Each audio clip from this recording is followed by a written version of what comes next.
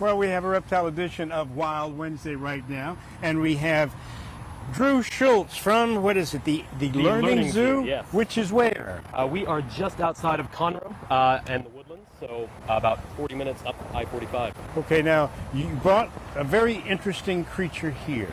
Yes.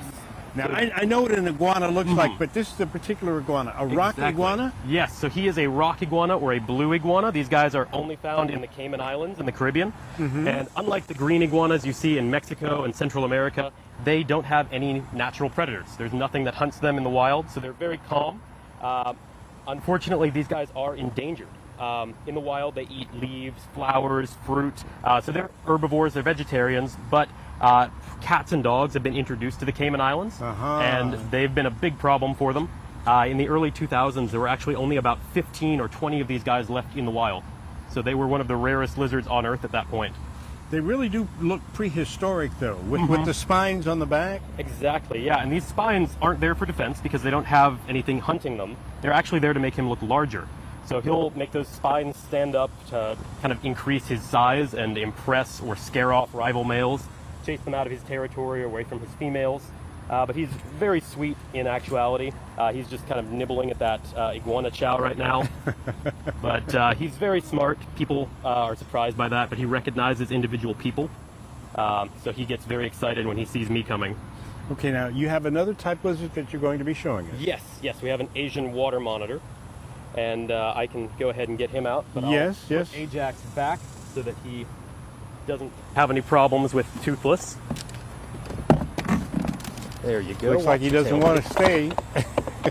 All right, so we have another lizard. This one's a little different. He's a carnivore, for one thing. And he is a black dragon or Asian water monitor. Now, you say carnivore, so this is a meat-eating dragon. Exactly. So he is going to be eating fish, frogs, crabs, anything smaller than him, really. Rodents and birds. He loves eggs.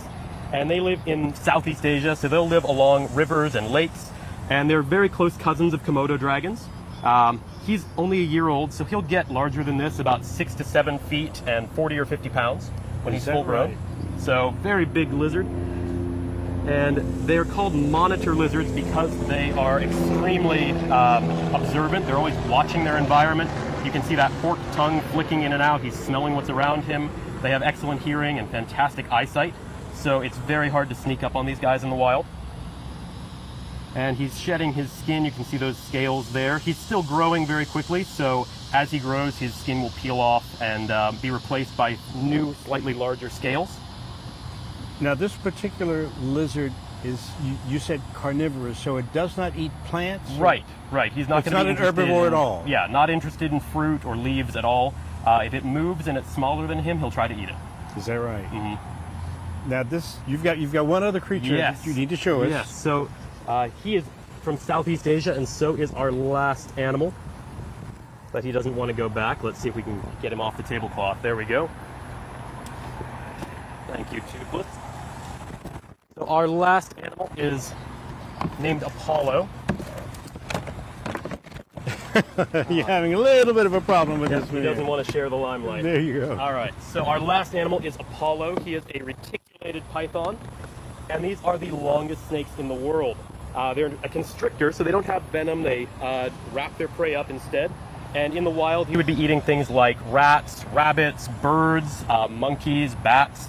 But the females actually get much larger than this. He's a male. He's about 11 feet. The girls can get 15 to 25 feet. Amazing. Tell us about your location. And can people go out there, or do you come to people with your creatures? We do both. So we have a zoo on 1488 just outside the Woodlands. It's open by appointment, so people can schedule a tour to come out and meet our tortoises, our petting zoo, porcupines, prairie dogs, these guys. We also do birthday parties out there, and we take animals off-site to programs at schools, birthday parties, libraries, all kinds of educational events. How many animals do you have? We have about 50 to 60 at last count. Depends on whether you're counting each individual fish and insect, but we have about 50 to 60 animals. Drew Schulz with the Learning Zoo. I was going to call it another thing, but thank you so very much for participating in Wild Wednesday. You've made it a really nice Wild Wednesday for us. Thank you for having us out. Back to you in the studio now. All right, looking real comfortable with that python.